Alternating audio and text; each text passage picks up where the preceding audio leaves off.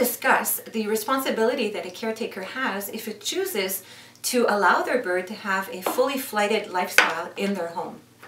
In order to ensure optimal safety for your bird within your home, and of course in order to keep peace with the rest of the family and ensure that your home doesn't get destroyed in the process of having your bird roam around freely throughout the whole household, it is preferable to have a designated bird room. As part of the early parrot education that our fledglings receive at Hari, it is fundamental that they learn how to be able to properly fly around a room and govern themselves, and also land properly.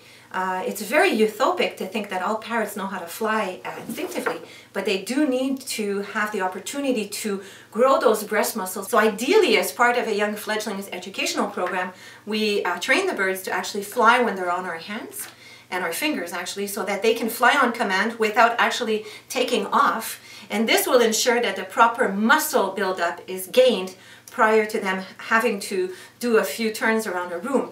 Now, of course, we have to ensure that the bird is not obese and that it is safe for him to actually have such a high cardiac exercise, because a bird that's never been trained or allowed to exercise properly could start hyperventilating quite quickly, and it could be a definite health hazard.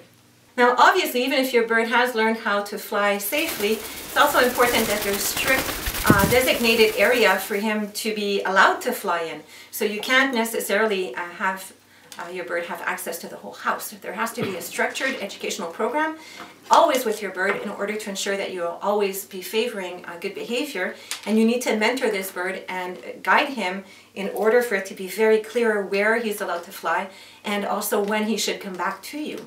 Encouraging your bird to actually fly back to you is very simply acquired, usually by foraging alongside with him or inviting him to forage at a new location that you've created within the designated bird room. This is much more powerful than luring the bird with sunflower seed or any other oily treat. And usually this is what's most appreciated by a young bird, but also by an older bird that is looking for flock mentorship. When young birds or older birds are first learning to manage their flight, a good trick that we use is we actually combine this with a heavy misting activity. And usually this will allow the birds to actually build their breast muscles while they're flapping their feathers, but not necessarily take off very far.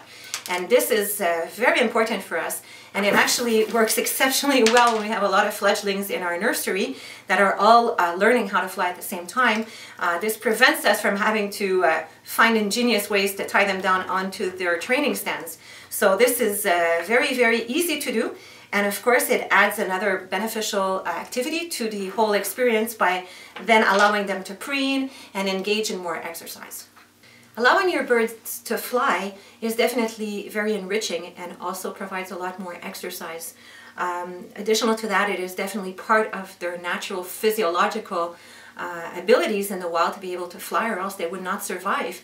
Now we have domesticated these birds furthermore, and definitely in the realities of most of our homes, if we do not have access to large outdoor flights, these birds have to find other ways in order to be able to continue to have wing exercises and perhaps fly in a more restricted space. And of course we can achieve that with numerous foraging activities that we do in a smaller room. But definitely we think it's possible. This young Amazon actually does about 10 turns in this little 15 by 15 feet square room that we're in right now. And he's not panting afterwards because he's learned since he was a young fledgling how to fly successfully. And so we think it's extremely important that you at least look into the possibility of offering a very safe environment for your bird to try and fly in, at least when he's a young bird. Obviously, we love to ruffle some feathers because we know that the realities are not always that simple. And so let's be a little bit responsible here and talk about the considerable disadvantages of having a bird fully flighted in your home. Now let's be extreme and talk about a few of the most common health threats that can be life-threatening actually if your bird regrettably falls onto a hot stove while it is flying and roaming around your home, or if it falls onto the open-seated toilet then definitely there's a huge health risk involved, and the trauma can be irreversible. There's some lighter ones, of course, that sometimes caretakers don't even know about, but birds having access to plants that could be potentially poisonous is actually a huge one. Wires, electrical wires, birds actually chewing on PVC blinds, ingesting old paint perhaps that is found in some of the window panes around your house, potentially even having access to a stained glass that is very decorative but can be potentially hazardous with the heavy metals that are found in some of these old artworks. And so the list is endless, and usually we have easy access to some of these potentially toxic hazard lists on many of your veterinarian websites. The Association of Avian Veterinarians also has a very good potential plant list.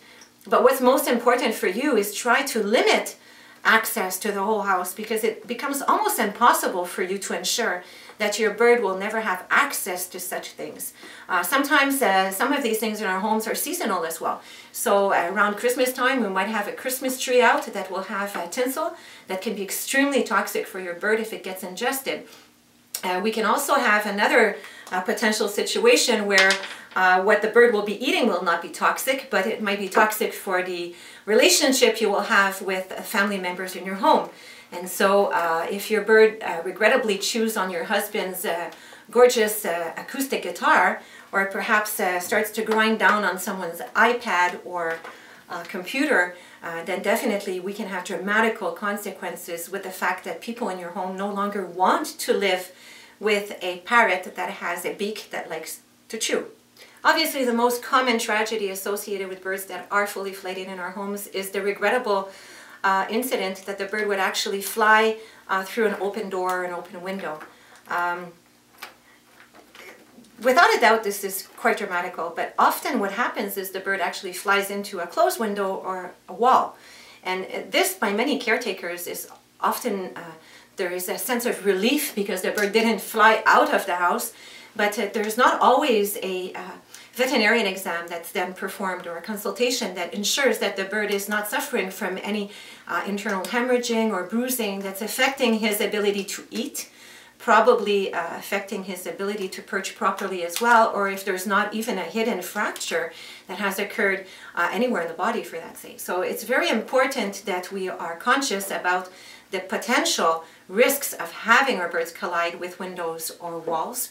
And also what happens regrettably often when a bird is free to roam in our home is that we can regrettably step on them, sit on them when they've been comfortably foraging perhaps on your couch.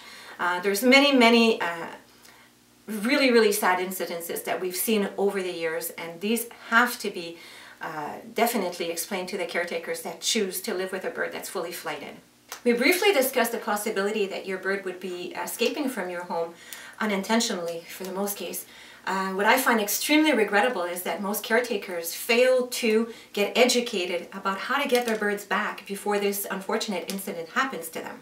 I'm absolutely convinced and still amazed at how much information is found in this amazing resource, Getting Your Bird Back. What I was most impressed with, and I feel we should communicate strongly with other caretakers, is the amount of information that you need to know before your bird actually escapes out the window. If you have not prepared yourself in advance with all of the resources that are mentioned in this DVD, then you're going to be very ill prepared in order to be very reactive and put all the chances on your side to get your bird back before additional consequences are done to its health. A few examples of the important preparative measures that you should take as a responsible caretakers should your bird one day regrettably escape through the window that is featured in this DVD is how to actually prepare yourself with recent photos, video clips whereby you hear yourself as a caretaker and your parrot companion vocalizing. There's many other important things mentioned in this DVD, such as the resources available close by to you, all of the veterinarian community that will be communicating with each other. If there are other people involved in the community that aid in parrot rescuing, these people, you need to have all of the resources available in one click. Should you have to email and send out the photo of your bird with a video right away to as many people as possible, this should already be prepared on your desktop, ready to go. Unfortunately, many caretakers that live with a bird that has become territorial, extremely hormonal, potentially unpredictable with their reactions and their aggressivity onto other flock mates or onto other people that live in the household, they're sometimes told that if all of the constraints are removed, if this bird is allowed to roam freely in the home and has access to unlimited amounts of toys and food, that everything is going to come back to normal. But this is definitely not a responsible way of dealing with the situation. As all caretakers, we are responsible for any aggression or any fear that the animal that we live with in our home could regrettably do to a child or another member of the family. And so we must ensure that a potentially dangerous animal does not have the ability to fly onto a child or, like I said, another member of the family or another pet and do harm, because this would not be in any way funny or acceptable, and this would definitely possibly lead to, regrettably, giving up your bird to a shelter. The reaction of an unsuspecting victim can have dramatical consequences both for your bird and for your relationship with your bird. And so this must be avoided at all costs. Although controversial for many, flight-flighter grooming may be the only alternative for a bird that is potentially dangerous for other members of the family or flock.